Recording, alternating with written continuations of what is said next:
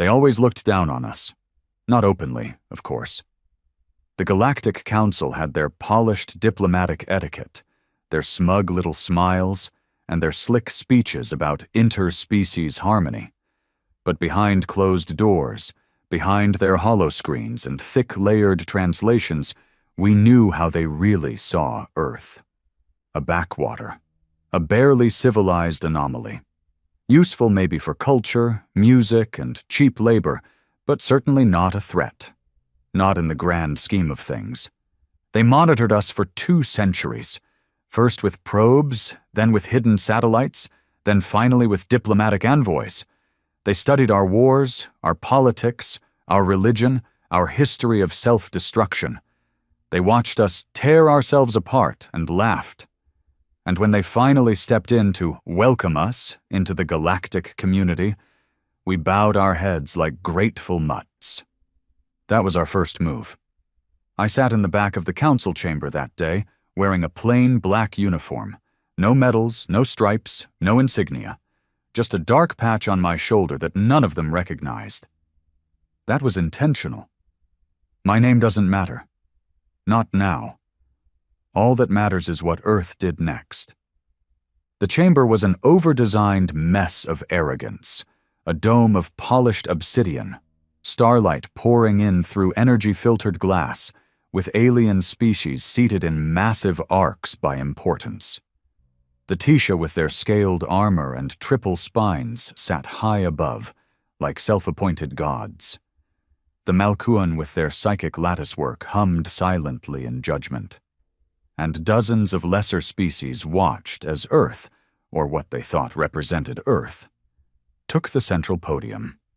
Our diplomat, a silver-tongued puppet with a fake smile, cleared his throat and began reciting the usual script. Thank you for welcoming us. We're humbled. We look forward to learning. You know the routine. It was everything they wanted to hear. Until it wasn't. Because somewhere between interstellar peace and mutual cooperation, the lights cut out. The council chamber dimmed in silence. A few seconds passed, barely long enough to raise suspicion, before the emergency fail-safes kicked in. The power flickered back. But when the screens returned, the background projection of the starlit galaxy had been replaced. By Earth, a live feed, not of a city, not of a nation, but of a facility buried 3 miles below Greenland's ice sheet, one none of them had ever detected. The feed zoomed in. Metal doors the size of skyscrapers were sliding open, slowly, like something massive was waking up. Gasps echoed across the chamber. A few members whispered in their own languages. Most stared in silence, unsure what they were seeing. The council speaker, an ancient reptilian fossil wrapped in ceremonial silk, growled into the translator, "What is this?" Our diplomat smiled for the first time. Not fake, not nervous, calm. He stepped away from the podium, looked directly into the eyes of the council speaker, and said, "This is what happens when you mistake silence for submission." The chamber erupted. Questions, threats, demands, warnings. One of the Tisha envoys even raised a plasma blade, as if anyone cared, but none of that mattered. Because while they panicked, Earth's reveal continued. The feed showed a series of cryo chambers. Inside them, not machines, not weapons, people, humans. Men, mostly, faces drawn, bodies scarred, hooked into neural gear. Soldiers that no war on Earth had ever claimed, lost to history, written off as MIA, KIA, gone, not gone. Stored, trained, modified, perfected. One of them opened his eyes on the feed. And somewhere across the galaxy, a listening post picked up an energy spike that didn't match any known technology in the Council's database. A weapon activation signature. From Earth. Back in the chamber, the Council speaker leaned forward, venom dripping from his jaw. "What have you done?" Our diplomat tilted his head slightly. That smug smile was gone now, replaced by something colder. Something you'll never be able to undo. The Council's panic didn't last long. That's the thing about predators. Even when they're cornered, they cling to the illusion of control. Within minutes, the chamber descended into damage control. Protocols snapped into place. Council guards in armored exosuits moved forward, plasma lances raised, eyes locking on Earth's delegation. Half the representatives wanted answers. The other half wanted blood. Our diplomat raised his hands slowly, not in surrender, just calm restraint. He spoke clearly, no fear in his voice. "We are not here to declare war," he said. "We are here to remove your illusion of superiority." That sent another ripple of anger through the room. "Then explain," spat a representative from the Varelian assembly, his voice distorted through a vocal amplifier embedded in his throat slit. "What is this weapon? What were those things on your feed?" Our man didn't flinch. "They're human, the best of us. Soldiers pulled from wars that never made your archives. Conflicts you never thought were worth analyzing. Each one hand-picked, frozen, studied, rebuilt. Not by machines, not by AI, but by other men. You wanted peace while keeping us weak. We wanted peace without staying ignorant." That wasn't the answer they wanted. The Tisha commander leaned in, eyes glowing dimly. "You violated interstellar genetic augmentation treaties." "You never let us sign them," the diplomat replied coolly. "Remember?" Silence. For years, Earth had been denied access to certain privileges within the Council. Technology patents, galactic security councils, long-range FTL infrastructure. They claimed it was because we were unstable, too young, too unpredictable. Now that same unpredictability stood right in front of them, breathing down their necks, and they realized too late that their gatekeeping had built something far worse than fear. It built patience and planning. The live feed behind our diplomat flickered. More chambers, dozens, then hundreds, each one containing a human soldier in deep freeze, encased in alloyed carbon shells marked only by symbols the Council's AI couldn't decrypt. No names, no records, just rows of slumbering gods. In one chamber, the soldier was staring directly into the feed, as if he knew someone was watching. His eyes weren't ordinary either. Not augmented, not glowing, just aware, like he saw through the tech itself. "I want this nonsense terminated," one of the Malkuans shrieked, his neural bands flaring with psionic interference. "Earth is under provisional observation. How did they hide this?" Simple. Earth never hid it from the Council. Earth hid it from everyone. That facility in Greenland? Built over 75 years ago. Not through military funding. Not through government collaboration. It was funded through disappearing corporate slush funds, private ventures that never existed on paper, mining operations that were declared failures, but kept their personnel on site. Every continent had contributed, not officially, not in agreement, but out of necessity. Because Earth knew this day would come. They watched how the Council moved, how they pacified planets. It was never through open conquest. No, they were too refined for that. It was through cultural erosion, quiet assimilation, introducing technology in exchange for obedience, disarming native militaries through peace talks, making systems dependent on galactic trade until they forgot how to produce on their own. By the time a species realized it had been colonized, it was already wearing a Council badge. Earth wasn't going to be another badge. I watched it all unfold from the back row, hands resting on my knees, waiting. My position in that chamber wasn't ceremonial. I wasn't security. I was the fail-safe. And now I knew we'd use it. The speaker pounded his staff on the dais, finally restoring a semblance of order. His voice came like thunder through the chamber. "Earth, You are to submit this facility to immediate inspection. If you refuse—" "Refuse?" our diplomat cut in. "We invited you here." Dead silence. "Those feeds," he continued, "they're not stolen. They're not leaks. They're live because we chose to reveal them, and not just to you." He looked upward, as if the sky above the dome would part. "They're broadcasting on every known frequency. Every corner of this galaxy is watching right now." The implications sank in. Every oppressed race, every enslaved system, every planet forced to kneel to the Council's order, they were all watching Earth pull back the curtain. This wasn't just a message, it was an invitation. The speaker's voice turned into a guttural snarl. "You are destabilizing the balance of intergalactic law. That is an act of war." "No," our man said. "It's a reminder.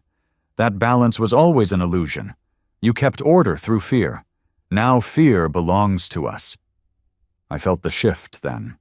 You can smell it, in a way. Like ozone after lightning, something primal. The chamber no longer belonged to the Council, not mentally, not morally. That tiny human in front of them had upended the psychological hierarchy of the entire galaxy. Not with weapons, with truth. And then came the second feed. This one wasn't from Earth. It was from orbit. A Council dreadnought, one of their oldest and most powerful warships, stationed near Jupiter for security purposes, had gone dark 5 minutes before the broadcast began. They thought it was a systems glitch, maybe a mutiny. It wasn't. The new feed showed the inside of the dreadnought's bridge. Every alien officer lay unconscious, some bleeding from ears, others with faces frozen in fear. No sign of forced entry, no battle, just silence. And standing at the center, one man, human, no suit, no armor, no weapons. He just stood there, eyes closed, as if listening to a melody no one else could hear. "Who is that?" the Council speaker hissed. Our diplomat glanced at the feed, then back at the speaker. "Subject 0. A whisper moved through the chamber like a knife. "He was never meant to wake up," the diplomat added quietly. "But you forced our hand." "Impossible," one of the elders spat. "No human could override dreadnought systems." "He didn't override them," I said finally, standing from the shadows. They all turned to face me. My boots echoed as I walked toward the center, the room tightening with unease. I didn't wear a uniform, just a black coat, scarred knuckles, a small implant just behind my ear. Not Council tech. Older. Human. Prototype, maybe. Subject 0 didn't take control of the dreadnought, I said calmly. He became it. A hologram appeared above us, a rotating model of the dreadnought's core. Energy signatures off the charts, fusion drives unstable, yet regulated, systems rerouted, language packs rewritten. The ship wasn't just occupied, it was bonded to one mind. "You don't understand," I said. "We didn't build weapons. We evolved. Every treaty you kept us from signing, every restriction you placed, we broke them in silence. You studied our past to predict our future, but you forgot the one thing that makes humanity dangerous." I stepped up to the podium and stared them down. "We don't accept cages. We learn from them." The speaker rose, trembling in fury. "This is madness. If you unleash that abomination, it's already unleashed," I said. The screen shifted. Subject 0 opened his eyes. No emotion, no rage, just precision. A pulse rippled through space, and a few seconds later, Council Command lost contact with 3 of its outer rim satellites. Gone. No debris, no warning. Vaporized. It was a message. One that said, "We know where you live." Chaos erupted again.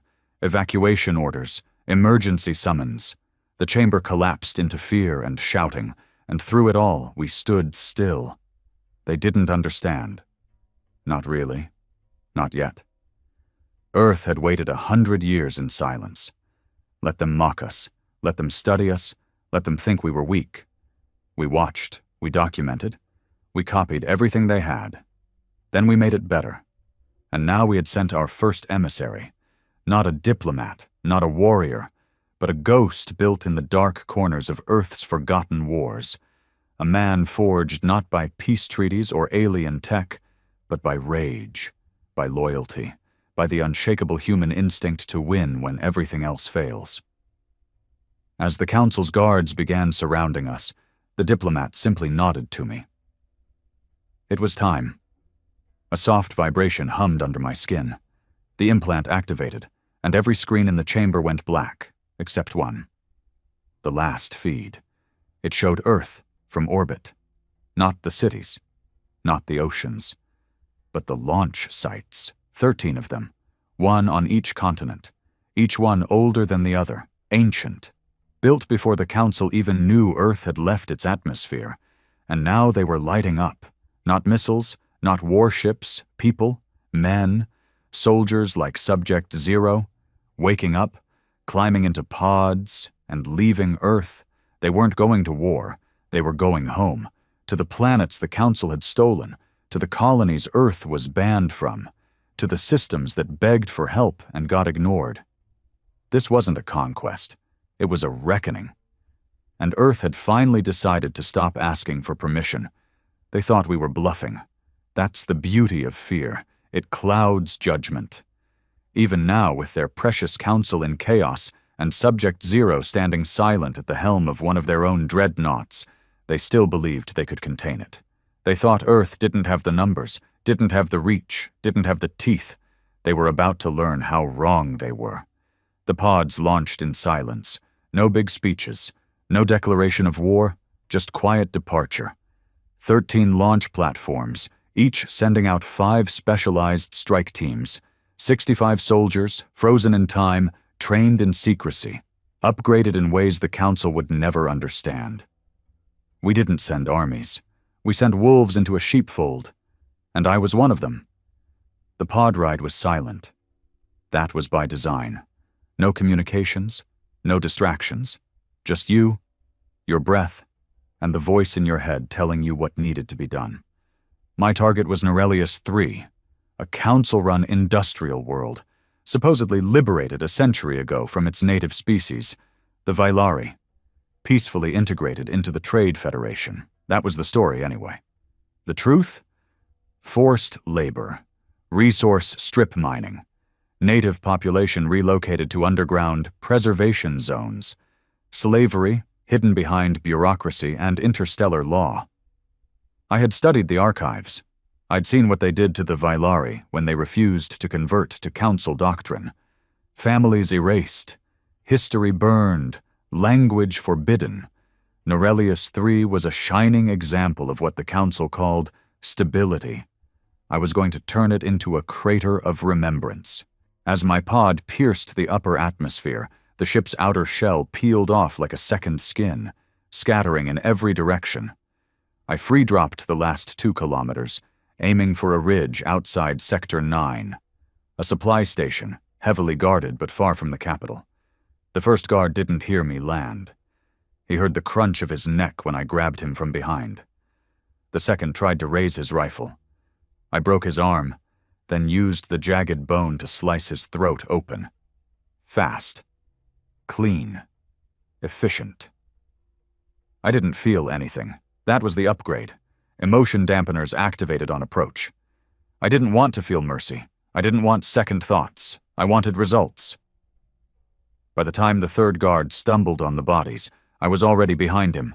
One hand crushed his throat, the other silenced his radio. 3 down. 50 to go. I moved through the station like a shadow, door by door, corridor by corridor, disabling lights, rerouting comms, uploading Earth's warning to every screen in the complex. This is not conquest. This is correction. Some begged, some fought. It didn't matter. You don't reason with collaborators. I left one alive, not out of mercy, but purpose. A Zarnin engineer. Mid-ranking. Thin-skinned and smarter than most. I bound his legs, shoved him against a console, and stared into his 3 eyes as I spoke. "Send a message to your capital," I said, pressing his hand to the comlink scanner. "Tell them Earth soldiers have returned what was stolen." He was shaking, mouth twitching. "You can't do this. This is Council." I shot his foot. He screamed, loudly. "I can," I said, "and I will." Before he passed out from shock, the message was sent. Norelius 3 wouldn't be the last, just the first to fall. Across the galaxy, it was the same story. Team Echo dropped into the slave factories of Krythex 9 and dismantled the power grid within 30 minutes, plunging the entire city into darkness before freeing 2 million enslaved laborers and executing their supervisors. Team Viper hijacked a Council communications relay on Xanthor 2 and uploaded Earth's full archive. Every suppressed truth, every hidden war crime, every betrayal the Council buried. It went viral in under 2 hours, triggering riots on 15 planets and collapses in 4 puppet governments. Subject 0? He didn't go anywhere. He just stayed on the Dreadnought. And from orbit, he silenced the entire Council fleet with a single signal burst. Ships shut down. Crew collapsed. Engines failed. 0 wasn't human anymore. Not completely. He was something more. Something the Council didn't understand, because they never thought to combine what they feared most: human defiance and human intellect. What they called instability was what made us adaptable. What they labeled primitive emotion was what made us dangerous. What they thought was weakness was the very thing they could never replicate. Back in the Council chamber, panic became paralysis. They still hadn't moved. They kept sending commands, deploying fleets, recalling forces. But the galaxy had changed in an instant. Earth didn't ask for seats at their table anymore. We flipped the table. And the truth was, they didn't have control. They never did. They only had the illusion of it, kept alive by obedience, polished by propaganda, enforced by compliant species who had everything to lose if they questioned authority. But humans? We never had that kind of leash. You give a man who's lived under boot his whole life one chance to fight back, and he'll bring the building down with his bare hands if he has to. That's what the Council forgot.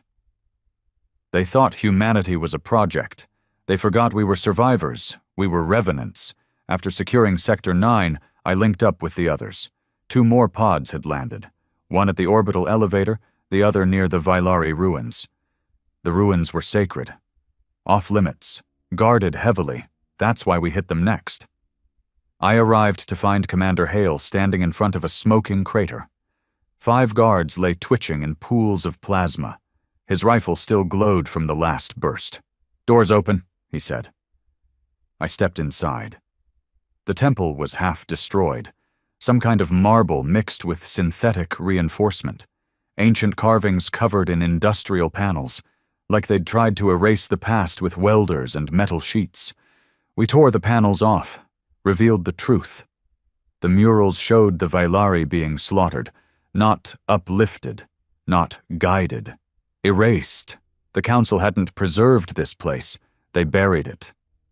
I uploaded the footage to the main network, tagged it with every Council symbol I could find, and watched as it spread like wildfire. Within hours, Vylari rebels, ones we hadn't even known existed, began emerging from caves and tunnels with weapons older than most galactic records. Makeshift guns, blades, homemade explosives, and they joined us. Not because we promised them peace, but because we promised something better. Justice. In 3 days, Earth's forces destabilized 4 major systems. In a week, 17 planetary governors had resigned or disappeared. In 2 weeks, the Council stopped calling it a crisis and started calling it what it was: a revolution. They tried to spin it, claimed Earth had been corrupted, claimed we were rogue, violent, unpredictable. But every time they lied, another species saw the truth. Every time they blamed us, another planet broke free. And behind it all, Earth never said a word. No demands, no treaties, No peace offers. Just action. Swift, brutal, unapologetic, and yet not chaotic. We never hit civilian targets. We never bombed cities. We didn't need to. Our targets were always the same: council command centers, propaganda hubs, slave industries, war factories, collaborator networks. We didn't fight for dominance.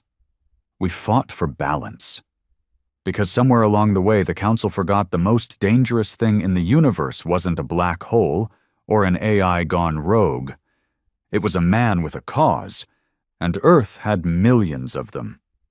Back on Norelius 3, I watched the last Council ship evacuate. Not destroyed, surrendered. The Zarnan engineer I'd shot survived. He was evacuated too. He'd live to tell others what he saw. I stood on the ridge, rifle slung over my shoulder, armor cracked, blood dried on my gloves. Behind me, Velari children ran through fields that hadn't seen joy in a century. And I smiled, not because it was over, but because it had only just begun. Because the Council hadn't even seen what Earth was really hiding. Not Subject Zero. Not the soldiers, not the weapons, the will, the unbreakable, terrifying, absolutely pure will of a species that refused to kneel. They awoke something in us the moment they tried to leash us. Now they couldn't put it back in the cage. They didn't have a cage big enough anymore. The galaxy was unraveling. The Council still existed on paper. Their fleets still floated in formation. Their flags still waved over hollowed-out capitals. But none of it meant anything anymore. The illusion was broken. And no amount of doctrine, propaganda, or plasma-tipped diplomacy could put it back together. Their control was slipping planet by planet, system by system, heartbeat by heartbeat. And Earth hadn't even played its final card yet. The truth was, Subject Zero wasn't the secret. He was the signal. He was the alarm that told the rest of us it was time to wake up. I knew that from the moment I got the second message, an encrypted, pulse-coded transmission embedded into every feed we'd hijacked. It only activated once Earth had reached 50% disruption across the Council's primary regions. That meant our teams had done their job.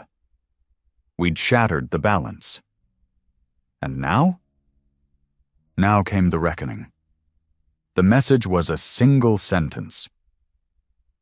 Unlock the holocode. Only a few of us knew what that meant. Fewer still had access. It wasn't in any government server or digital vault. It wasn't in space or underground. It wasn't anywhere they could find. It was inside us. Literally. They thought our upgrades were just mechanical, neurological, tactical.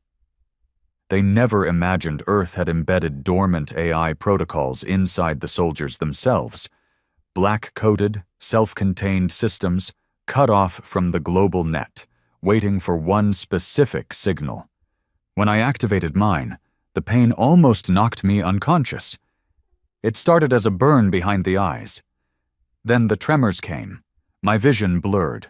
My skin pulsed with static. And then I heard it. A voice. Not mechanical, not alien. My own. Speaking back to me. Authorization accepted. Holo protocol initiated.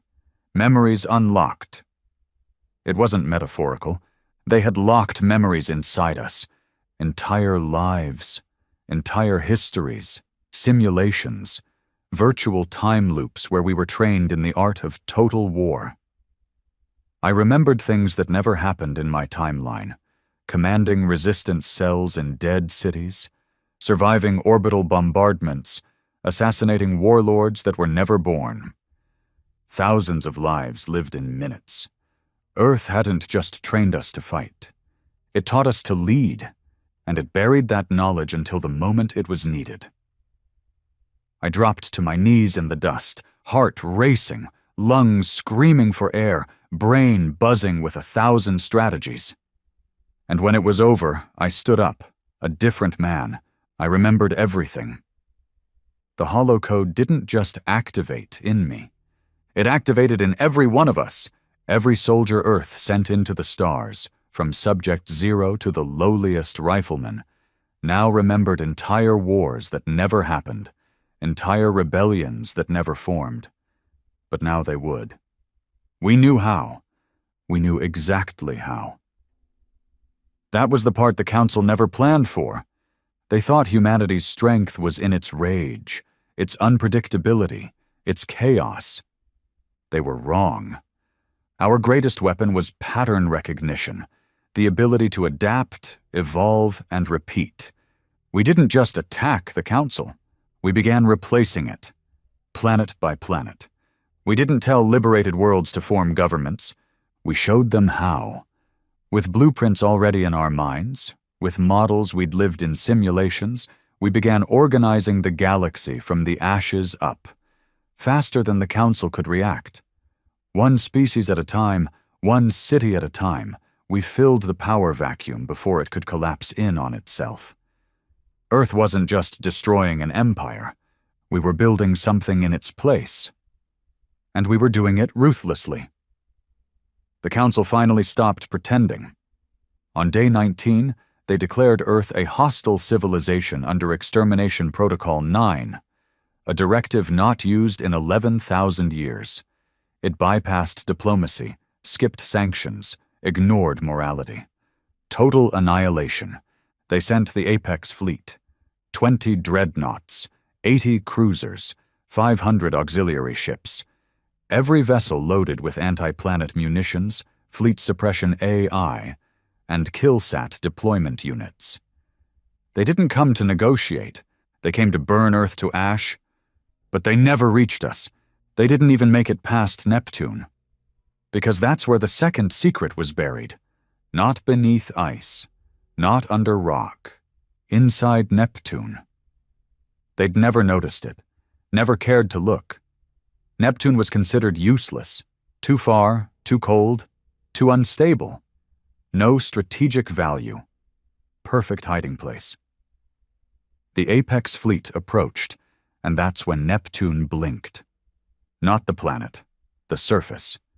It shimmered, then cracked. And what rose from it was not human. It was a machine.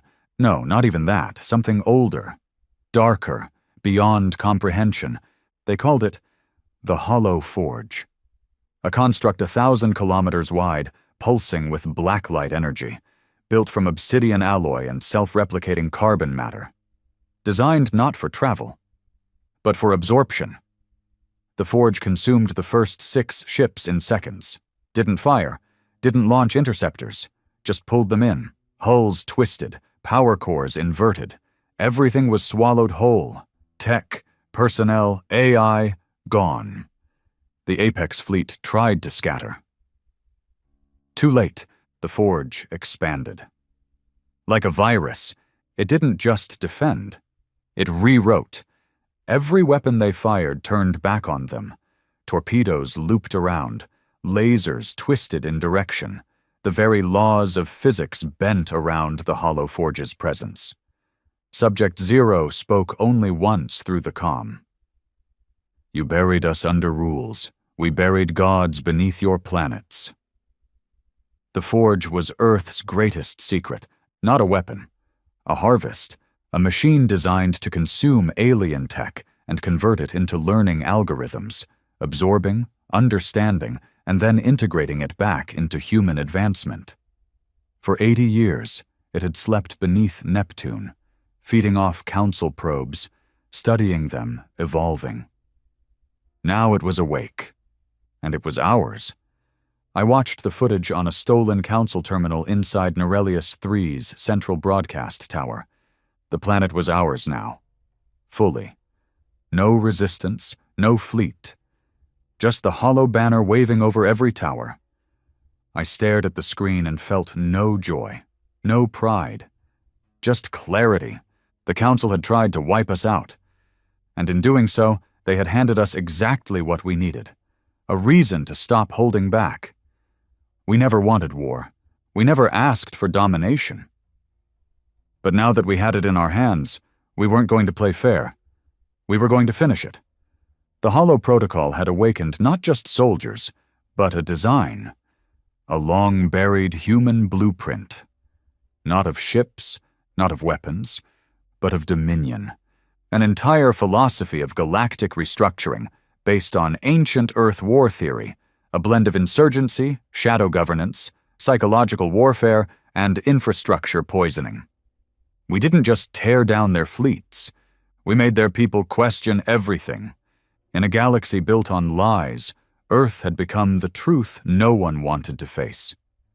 And that truth was now marching forward, unstoppable. Back on Earth, the skies were clear. Cities had gone quiet. Factories hummed. The people waited, not in fear, but focus. For the first time in centuries, Earth had no enemies on its surface, no foreign ships, no economic chains, and above them, the hollow forge circled silently, learning, waiting, preparing, not just for victory, for what came next. Because we knew the Council wasn't the top of the food chain. They never were. The forge had revealed something when it activated. A signal buried in its memory, a warning from before the Council even existed. A signal from the original creators. Whoever they were, they had vanished. But their warning remained, and Earth had heard it. We were late to the stars, yes, but we were right on time for the real war, and this time we weren't coming with petitions or peace talks. We were coming with the ghosts of 1,000 simulations, and we weren't going to lose. The galaxy had changed. That much was obvious. In less than a month, Earth went from a mocked primitive backwater to the most feared force in known space. The Hollow Protocol had restructured everything. Council systems fell without resistance. Entire species that once played obedient began rising up, not because we gave them weapons, but because we gave them truth. The Hollow Forge, drifting silently above Earth, had become a symbol, a reminder. That Earth didn't need to conquer to rule. We just had to reveal what was real and let the lies burn. But I should have known peace wouldn't follow. Not yet. Because when you wake one sleeping empire, there's always another waiting just beyond the noise. And the noise was growing louder. It started as static in our comms.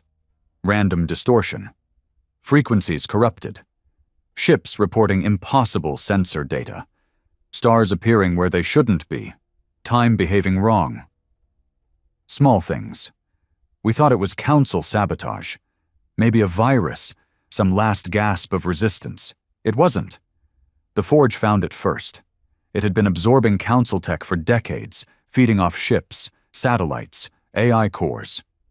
But when it began harvesting the Apex fleet's deepest archives, their ancient, classified knowledge, it found something buried even deeper.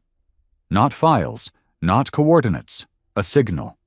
Older than the Council, older than their founders, buried in the substructure of their earliest systems, as if someone had planted it there before they even began.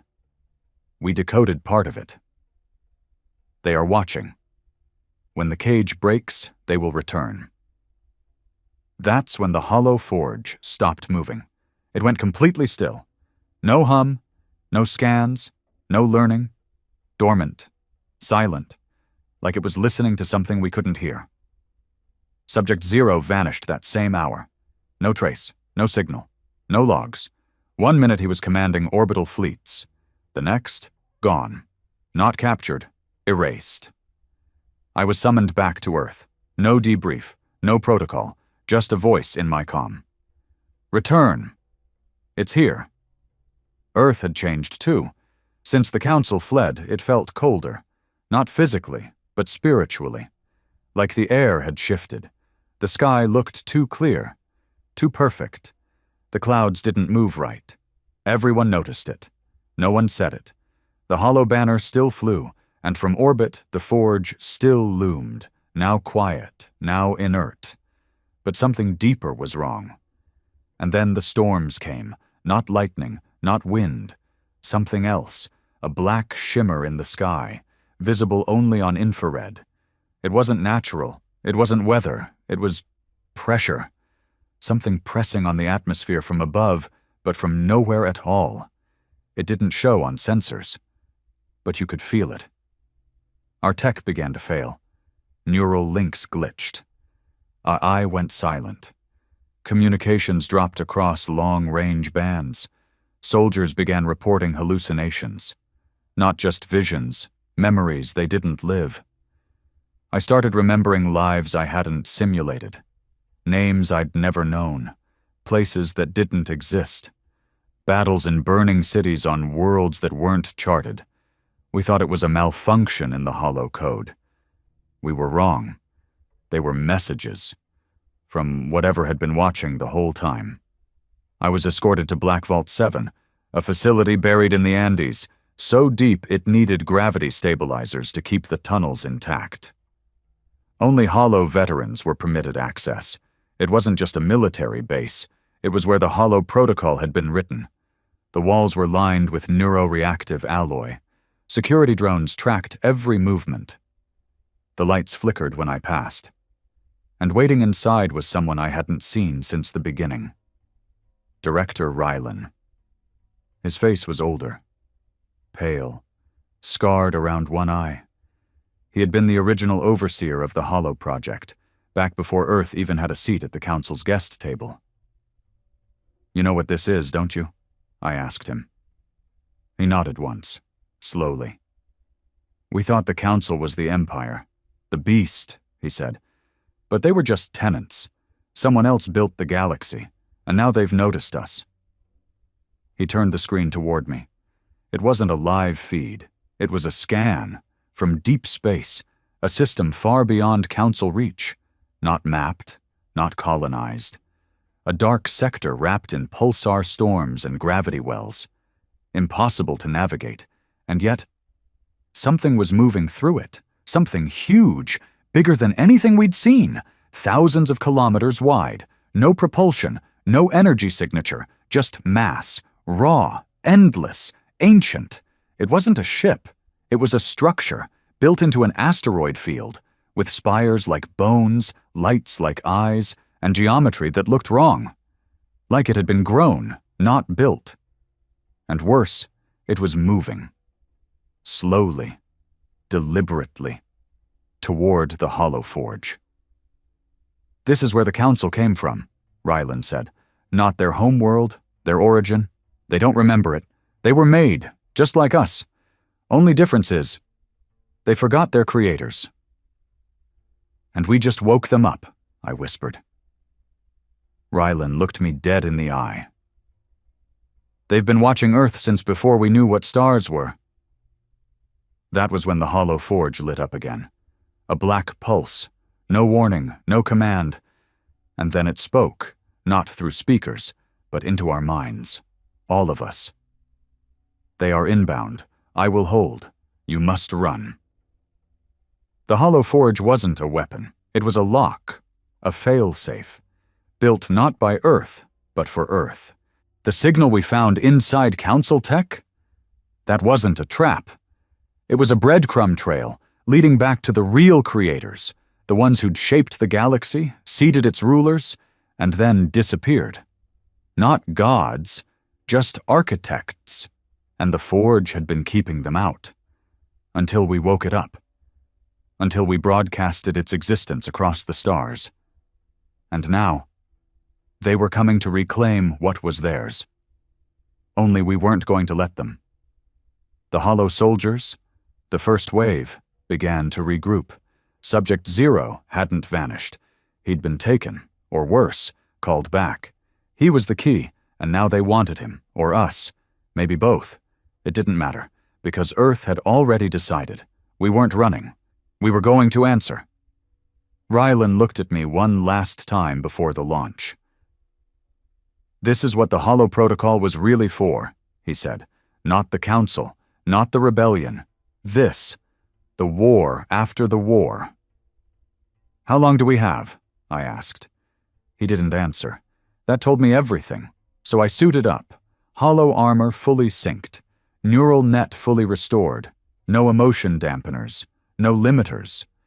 I wanted to feel this one, because whatever we were about to fight, it wasn't a race, it wasn't an empire, it was the builders, and they hadn't designed the universe to be shared.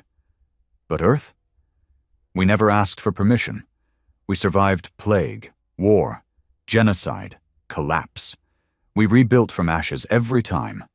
And if these things wanted to wipe the slate clean, then we'd carve our message into the void with blood and steel. Humanity does not go quietly. Not to the council, not to the stars, not to the gods that made them. They said the builders shaped the stars. Now they were coming back to erase what they missed. The Hollow Forge sent out a warning pulse, one that reached not just Earth, but every liberated world under our banner.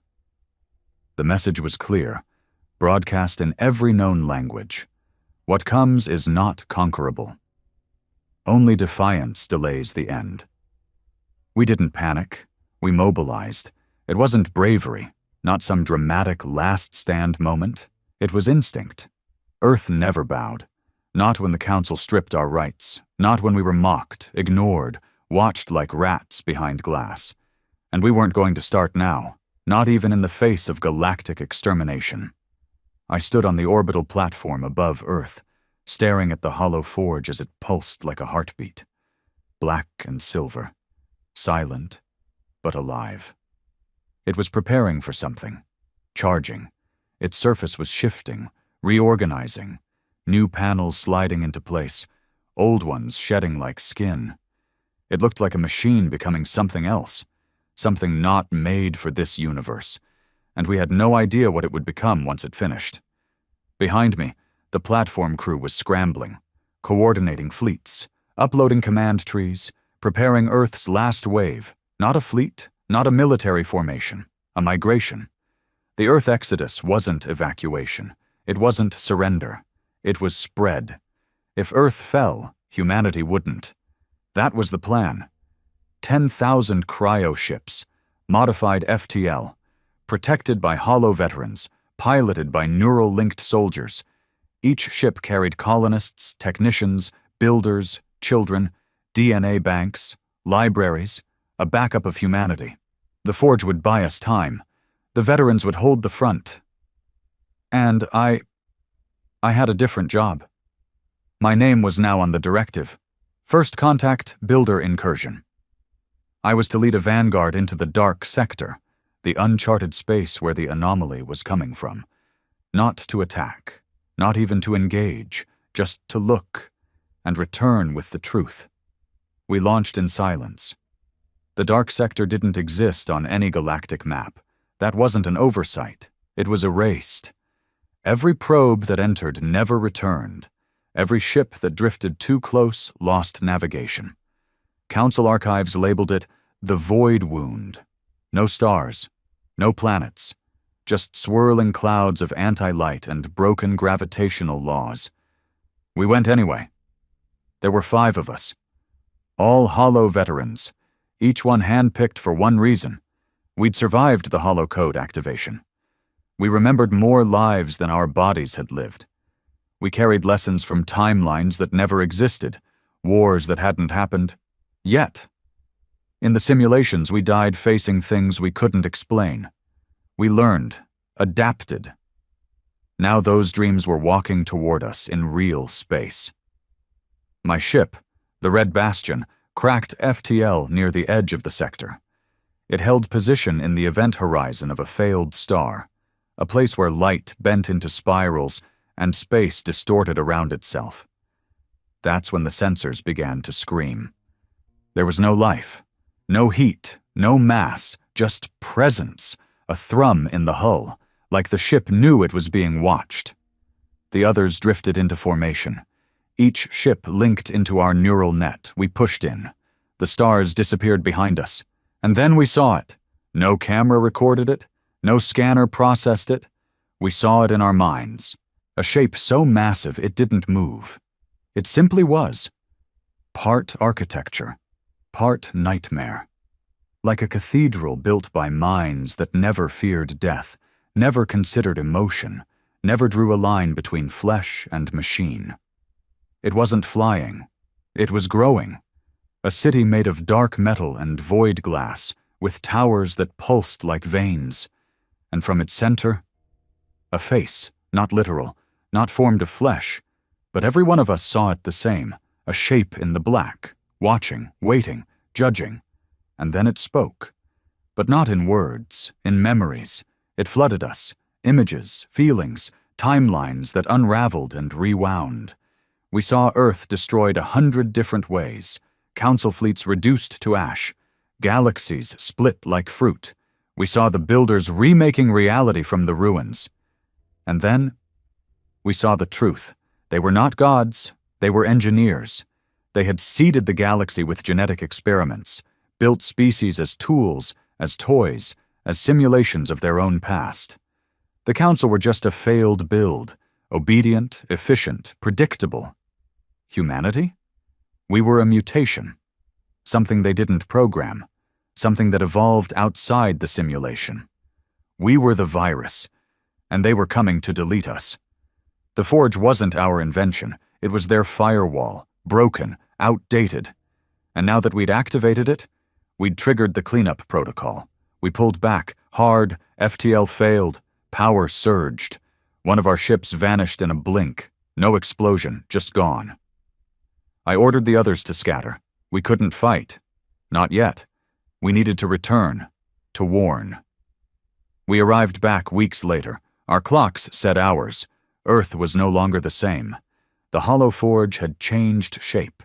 It now resembled a ring, orbiting the planet like a second moon. Beneath it, Earth's skies shimmered with defensive netting, a global shield powered by the forge's core. Subject 0 had returned. Or something wearing his face. He was no longer tied to a body. His consciousness existed in every hollow-linked system now, a guiding presence, colder than before. Focused, calculated. He spoke to me directly when I landed. You saw it. They are not our creators. They are our end. Can we stop them? I asked. Number, but we can teach them fear. That was the new mission, not survival, retaliation. We gathered every hollow soldier, every AI, every liberated species that dared to defy the Council, and we prepared the galaxy's last war. The final stand wasn't going to be defensive, it was going to be surgical. We were going into builder space, into their temples, their machines, their thought forges and quantum memory vaults. Not to destroy them, but to corrupt them, to make them see what they made wrong, to inject human defiance directly into their code. One scream, one scar, one memory at a time. Because Earth's power was never about weapons. It was about refusal. We refused to be programmed. We refused to follow the script. We were the glitch, the unkillable error. And now? Now we were going to break their simulation from the inside out. We didn't hold a ceremony. No speeches, no cheers, no final words, just silence. Because everyone knew what this was now. Not a rebellion, not a liberation. This was a hunt, and the prey was bigger than anything the galaxy had ever dared to imagine. The builders weren't conquerors. They were cleansers, architects of sterilized existence. They didn't fight wars. They erased problems. Erasure not through bloodshed, but by rewriting reality to exclude the threat entirely. And in their eyes, humanity wasn't a rival. We were a mistake. A variable that had evolved outside their predictions. And so Earth, insignificant Earth, had become their most urgent threat. But the builders made the same mistake the Council did. They underestimated the one force that could break even gods. A vengeful, intelligent man with nothing left to lose. And now they'd triggered a war with millions of them. We launched from the hollow forge. Not ships in the traditional sense. Hollow drop cores, black as night meteors built for one thing. Penetration. No engines, no weapons, just a hard shell wrapped around a single pilot and a seed of Earth's neural plague. the anti-simulation code developed from the corrupted Hollow protocol. Our mission wasn't to blow up builder structures. We were going to infect them, twist their memory cores, rewrite their logic, make their own perfection turn on itself. We were going to make them human, and then let them suffer for it. My team was designated Spear Point 1. First strike, deepest dive. No return protocol. We were going straight into the builder stronghold, the one we'd seen in the Mind Burst scan. The Citadel of Reclamation. A structure older than any star system, built into the folds of reality where time bled sideways and gravity forgot how to behave. If the builders had a brain, this was it. We weren't going to destroy it. We were going to reprogram it. The drop took 17 seconds. From light to dark, from silence to the static hum of dimensions folding in on themselves. And then we hit. The drop core smashed through layers of builder alloy that shouldn't have broken. It burned, it warped, but it broke. Because we'd brought something they hadn't expected. Pain. The core cracked open and I emerged, suit scorched, weapons hot, memory thread screaming in my spine. My armor wasn't standard anymore. It had grown. Adapted from builder samples during our last retreat. It looked like obsidian fused with bone. Because it was. We had begun building our version of their tech. More violent, more raw, more personal. The Citadel was alive. Its walls pulsed with light, and each breath I took echoed back with alien timing. There were no guards, no resistance. They didn't think we could get here. That was the first rule they forgot. Humans don't stay in their lane. We crash through it. We split into strike pairs. I was with Cray, a former ground commander from Earth's Eurasian sector, hollow-scarred, voice gone from an earlier battle, replaced by a subvocal processor wired to his jawbone. He was silent, efficient, brutal, perfect. We moved through the halls, each step syncing with the virus in our neural net. Every second we walked, we transmitted instability through the builder core, like bleeding poison into a machine made of thought and steel. Soon, the walls began to shift. Not structurally, emotionally. They didn't understand emotion. But they felt it. Rage, grief, hope, fear. We bled it into their logic. The builders operated on pattern recognition, not reaction. So we gave them patterns they couldn't comprehend. Loss, regret, spite. Those weren't threats, they were contagions, and the deeper we got, the worse it became. The Citadel started remembering things it shouldn't. Images of burning cities, crying children, soldiers screaming names that didn't exist in builder vocabulary, memories of Earth's darkest moments, wars we lost, families we buried. We gave the Citadel trauma, and it began to stutter. Systems flickered. Logic paths closed, doorways collapsed into themselves. We weren't just corrupting a machine. We were making it relive something it was never built to feel. Failure. That's when they came. Builder sentinels, 8 of them. Floating. Faceless. Wrapped in shimmering armor that flickered between dimensions. They didn't walk. They descended. I opened fire without hesitation. Hollow pulse rounds mixed with anti-neural spikes. 3 of them flickered out, but the others moved faster than we could track. One reached Cray. He didn't scream, just turned his shoulder into the strike and rammed a compression grenade into its core. He took it down with him. I watched them vanish in a flash of impossible light, Cray's last words echoing in my comm. Glitch them to hell. I ran, not out of fear, out of purpose, because we were close, so close. The Citadel core was a cathedral of madness, a spire that reached into the sky, or space, or something beyond both. Around it, builder code danced like light trapped in water, and at the center, Subject 0, or what remained of him. He was plugged directly into the builder stream, arms out, head back, floating like a martyr in digital chains. His eyes glowed black. His chest was cracked open but not bleeding, transmitting. He turned toward me, not physically. His presence shifted. "You came. You led us here," I said. "I became the invitation," he replied. The builders had taken him. Then they learned the cost of touching what they didn't understand. Zero had opened their mind, then torn it apart from the inside. But it wasn't enough. Not yet. He needed the payload. The final virus. I stepped forward and uploaded it from my chest core. A single line of corrupted Earth code, encoded in neural instinct. This pain is permanent. Once injected, it couldn't be undone. Not just a virus, a curse, a replication of humanity's darkest lesson. You can't fix what you chose to break.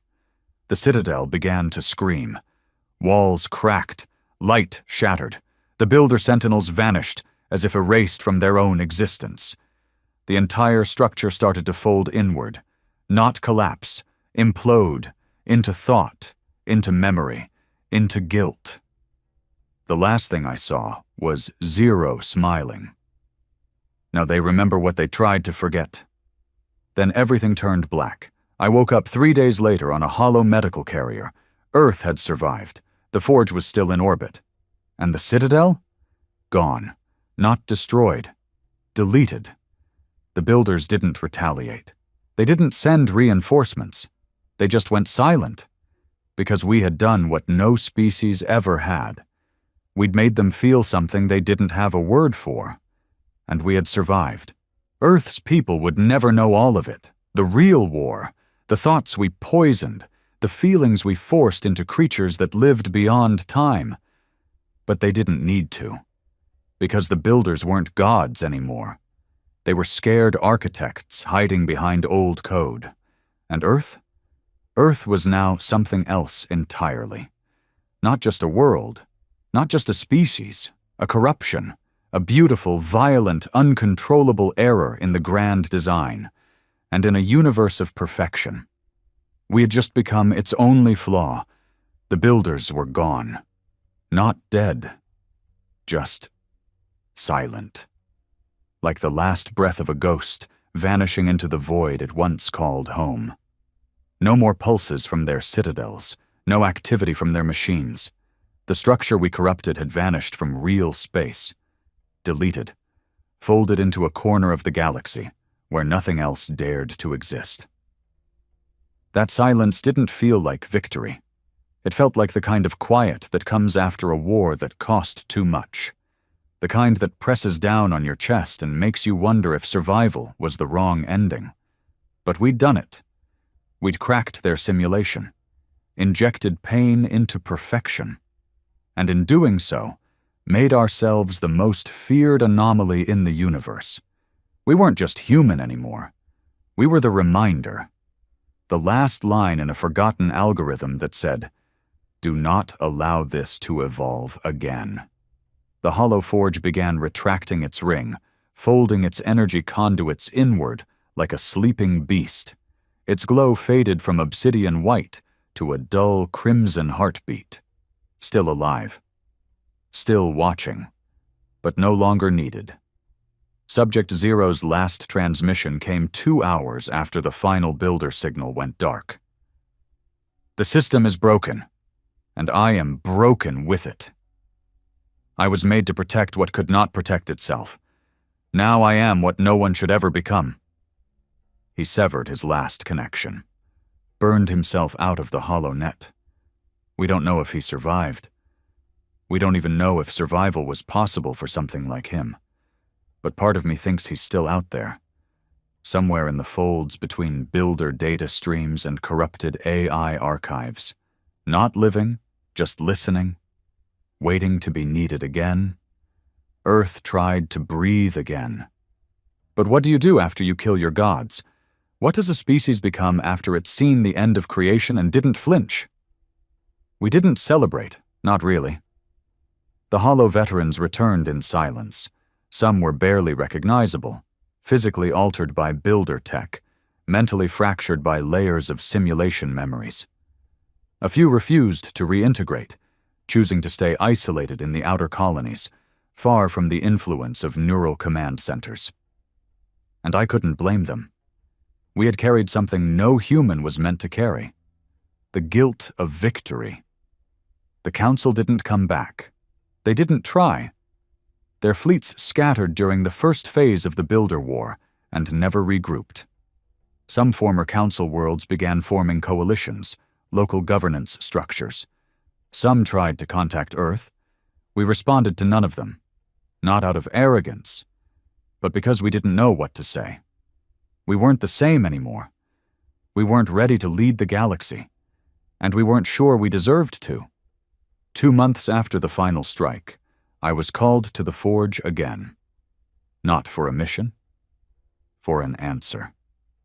Director Rylan met me near the edge of the Forge's spine, a place called the Obsidian Deck, where old mission logs flickered in vertical data walls like silent tombstones. He looked tired. Older than before, not physically. Soul deep, like a man who had finally outlived his purpose. "You came," he said. "I had to," I said. He nodded, like that was the only answer that made sense anymore. "We're shutting the Holo Protocol down," he said. "Not deleting, not hiding, just putting it to sleep." I didn't argue. We both knew it couldn't keep going. Too many minds were lost to it. Too many memories inserted into souls that couldn't carry them. Earth had won the war, but not without cost. "We infected the Builders," I said. "And now what?" "That's the question," Rylan replied. "We broke the ceiling, the simulation. But the floor beneath us isn't stable either." "You think there's something worse out there?" He didn't answer immediately, but his silence was enough. "The Forge will stay," he said finally. "Dormant, a sentinel. If the Builders ever return, or worse, something replaces them, it'll wake." "And us?" I asked. "You? You rest." He handed me a data drive. A blank one. "Make your own story now. For the first time in our history, no one's scripting us. Not the Council, not the Builders, not the ghosts of old wars." I took the drive. And I left.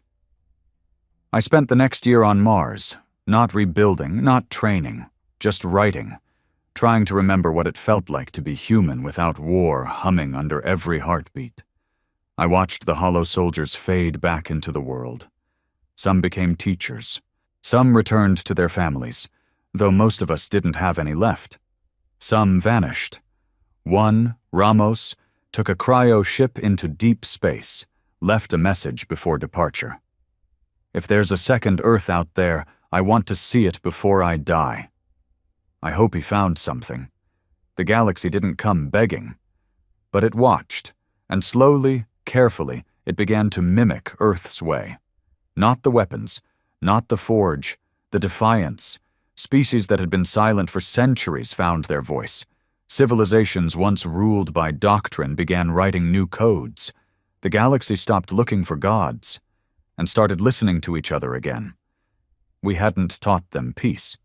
We'd taught them that pain is real, and it can either shape you or swallow you. Earth had chosen to shape it. Now they had the same choice. 5 years later, I returned to Earth. The Holo monuments still stood.